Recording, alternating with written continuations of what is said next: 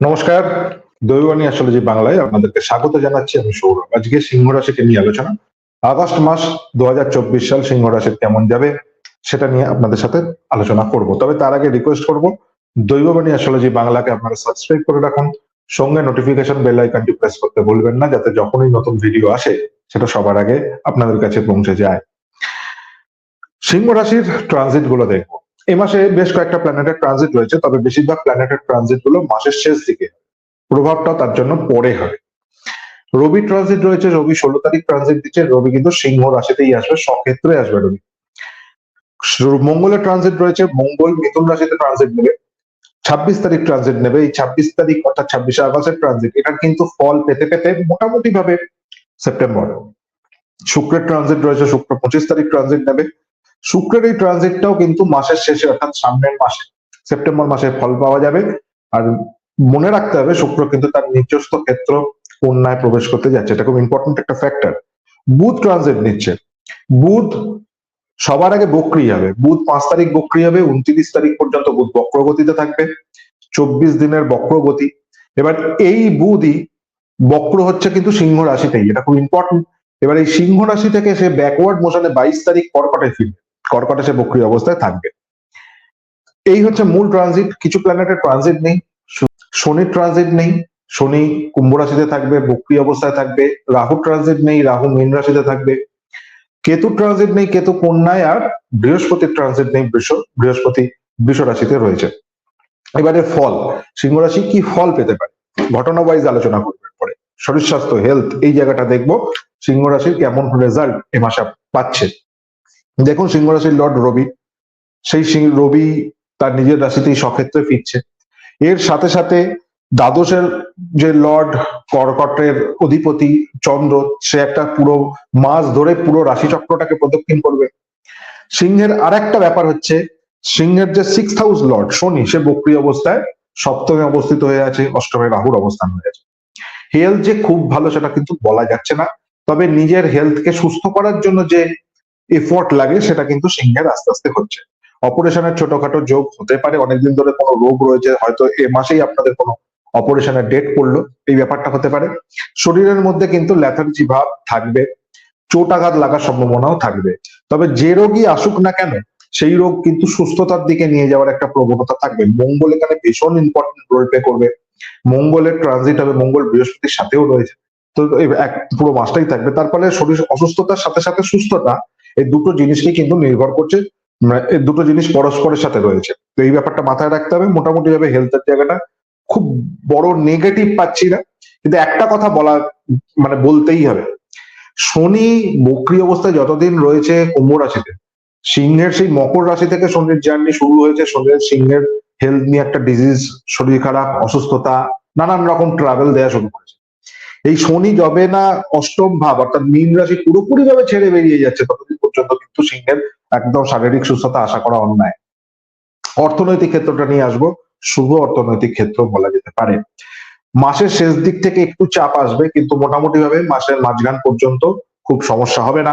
অর্থনৈতিক ভাবে যথেষ্ট স্টেবল জায়গা থাকবে। কিছু লোন হতে পারে, সেই জায়গাটা যদি একটু ব্যালেন্স করা যায়, অর্থনৈতিক ক্ষেত্রে অত্যন্ত শুভ। কর্ম জায়গাটা খুব ইম্পর্টেন্ট। বৃহস্পতি বসে আছে, মঙ্গলের সাথে বসে আছে। কর্মক্ষেত্র অত্যন্ত ভালো হতে চলেছে সিংহে, সময় লাগেছে কিন্তু হবে।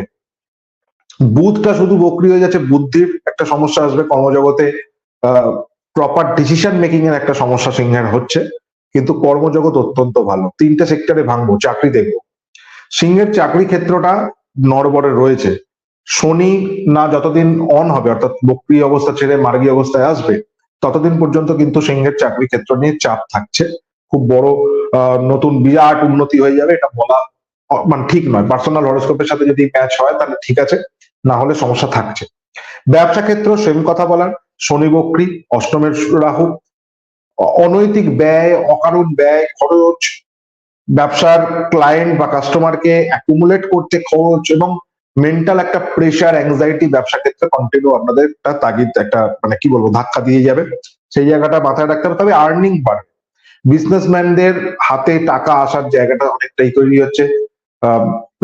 বেশ কিছু অর্থ আপনাদের হাতে ব্যবসা থেকে কিন্তু আসবে। ক্যাপিটাল। এরপরে আসবো পেশাজীবী যারা মানুষ রয়েছেন, অত্যন্ত শুভ অবস্থান। পেশাজীবী যারা মানুষ রয়েছেন তাদের জন্য শুভ জায়গা, শুভ টাইমিং। শুধু একটাই ব্যাপার, ধৈর্যের অভাব সিংহকে ভোগাচ্ছে।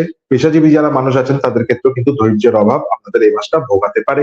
আর ছোটখাটো ঝামেলা ঝঞ্ঝাট লেগেই থাকবে সিংহে, সেই জায়গাটাও খেয়াল রাখতে হবে। পেশাজীবী মানুষজন যারা আছে তাদেরও কর্মজগতে অকারণ ঝামেলা, অকারণ ঝঞ্ঝাট কিন্তু আপনাদের একটা ভোগান্তি দেবে। এরপরে আসবো বিবাহিত জীবনের জায়গাটা। অশুভ অবস্থান, অষ্টমে রাহু, সপ্তমে শনি বক্রী, ষষ্ঠপতি, মোটেই শুভ নয়। এটা দীর্ঘদিন ধরে আমি বলে যাচ্ছি, আমি কন্টিনিউ বলেও যাব, এখন মোটেই শুভ অবস্থান নয় বিবাহ এবং বিবাহিত জীবন। এটা ঠিক হতে বেশ টাইম লাগবে, এখনো পর্যন্ত প্রপার টাইমিং আসেনি। ম্যারেজ লাইফের ক্ষেত্রে নানান ঝঞ্ঝাট হতে পারে, নানান রকম ঝঞ্ঝাট হতে পারে, এবং কিছু কিছু এমন সিচুয়েশন আসতে পারে যে সিচুয়েশনটা ওভারকাম করা সিংহের পক্ষে একটু কষ্টকর এবং শক্ত হয়ে যাওয়া। মেন্টাল অ্যাংজাইটি, স্ট্রেস, একটা অদ্ভুত সিচুয়েশন কিন্তু ফ্যামিলি লাইফের ওপর দিয়ে যাচ্ছে, খেয়াল রাখা দরকার থাকবে এই জায়গাটা। দরকার পড়লে পার্সোনাল হরোস্কোপটাকে কনসালটেশন করিয়ে নিয়ে, বিচার বিশ্লেষণ করিয়ে নিয়ে এগোনো খুব দরকার। এরপর আসবো সন্তান ক্ষেত্রটা। শুভ অবস্থান, সন্তানের জায়গাটা নিয়ে কিন্তু খুব দুশ্চিন্তা করতে হবে না এই মাসটায়। সন্তানের জায়গাটা, প্রয়োজনের জায়গাটা শুভ অবস্থান। সিংহের যারা প্রসূতি মায়েরা রয়েছেন, যে মায়েদের সিংহ লগ্ন, তাদের হেলথের জায়গাটা খেয়াল রাখা দরকার, শরীরের জায়গাটা খেয়াল রাখা দরকার, শরীরকে প্রোটেক্ট করা দরকার অ্যাস্ট্রোলজিক্যালি, এবং যা যা করণীয় সমস্ত ক্ষেত্রে কিন্তু প্রোটেক্ট করা দরকার, তাহলে সমস্যা হবে না।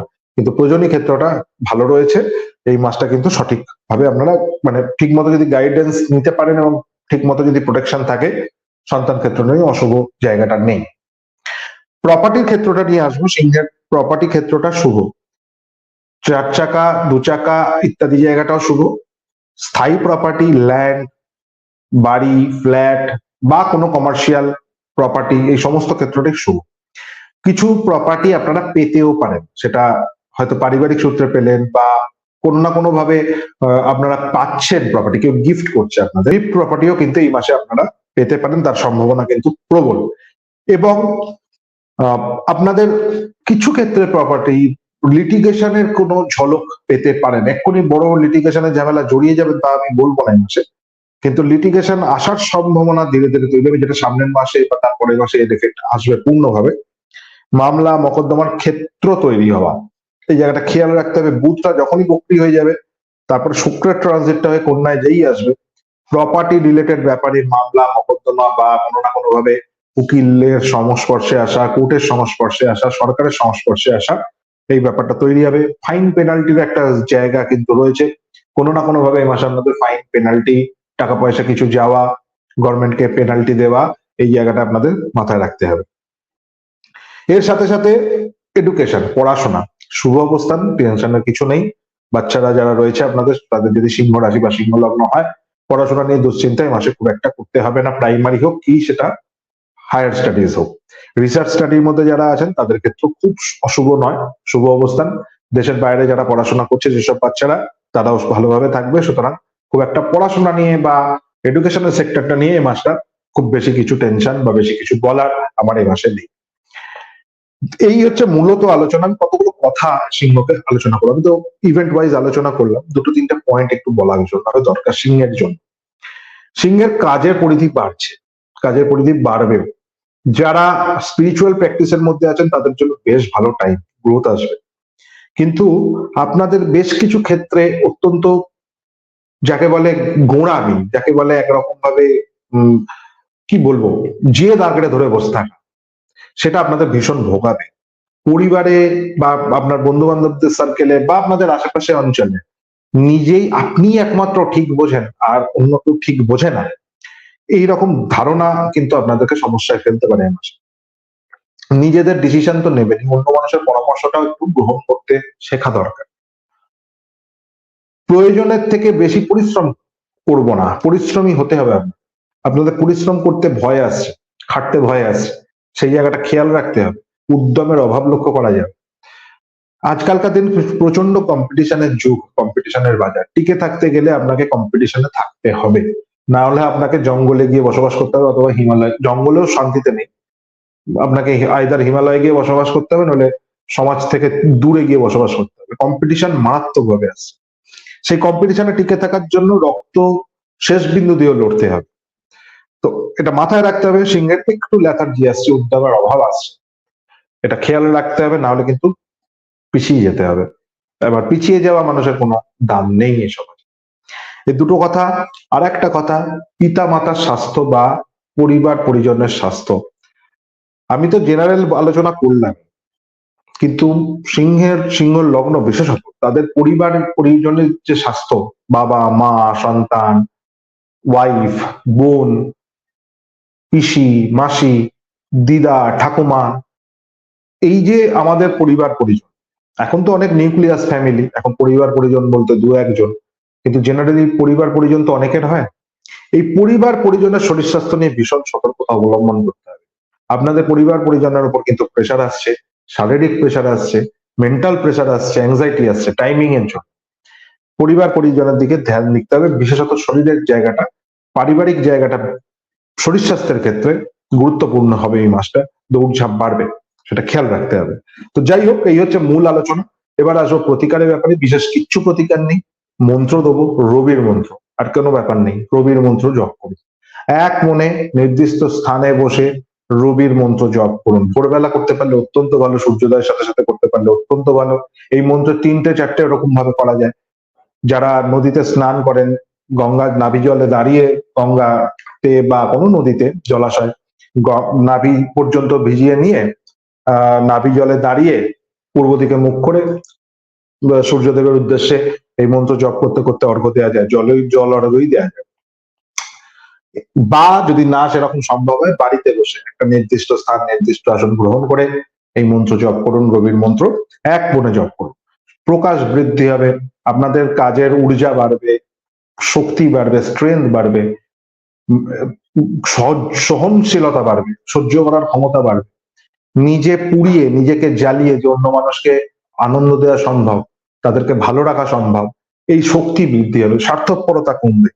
আমরা প্রচন্ড স্বার্থপর মানুষ, তো স্বার্থপরতা কমবে, সমাজ সম্পর্কে চেতনা বাড়বে। রবির ভীষণ গুণ, রবির প্রবল গুণ। রবির যদি ঊর্জা আপনাদের প্রপার ভাবে আসে, তাহলে বুঝতে হবে যে আপনাদের আপনাদের সামাজিক জায়গাটা অনেক বেশি মানে কি বলবো সুদৃঢ় হচ্ছে। এই জায়গাটা করুন। ফলপুর রেমেডি একটাই দিচ্ছি এই মাসে, আর বেশি কিছু দিচ্ছি না। পার্সোনাল কনসালটেশন তো নেবেনই, আর লাইভ গুলো জয়েন করুন, এটাই বলবো। মোটামুটি মেন পার্ট থেকে সরে আসছি, লাইভ গুলো জয়েন করুন। প্রত্যেক সপ্তাহে 2টো করে লাইভ আপাতত হচ্ছে, বুধবার আর রবিবার রাত্রি 9টা থেকে 10টা, যেখানে আমি আপনাদের লাইভ কোশ্চেন অ্যান্সারের উত্তর দিয়ে একটা করে কোশ্চেন নিই, ডিটেলস নিয়ে আলোচনা করি। লাইভ গুলো আপনারা জয়েন করতে থাকুন, সেখানে আপনাদের প্রশ্ন জানান। আমি যারা আমার কাছে হয়তো দূর থেকে আসতে পারেন না বা কোনো না কোনো কারণে মিস করে যান, তাদের জন্য এই প্রোগ্রামটা মূলত চালু করেছি, জয়েন করুন। আর দৈবনী অ্যাস্ট্রোলজি বাংলাকে সাবস্ক্রাইব করুন, নোটিফিকেশন বেলটা তার সাথে প্রেস করুন, যখনই যাতে ভিডিও আসে সেটা আপনাদের কাছে পৌঁছে যায়। যাই হোক, আর দেরি করবো না, বিদায় নিচ্ছি। ভালো থাকুন, সুস্থ থাকুন, ঈশ্বরের কাছে কামনা করব। নমস্কার।